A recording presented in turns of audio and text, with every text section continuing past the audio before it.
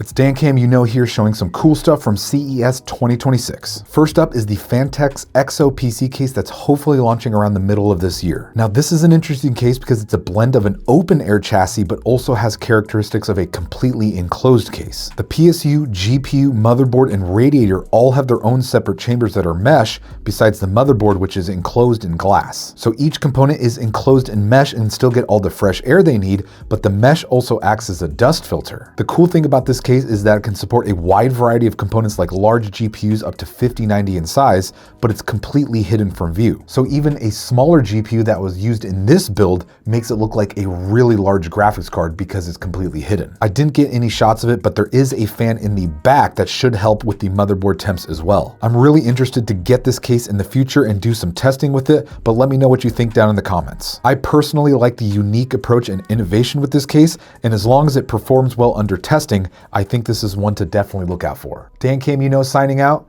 See you in the next video.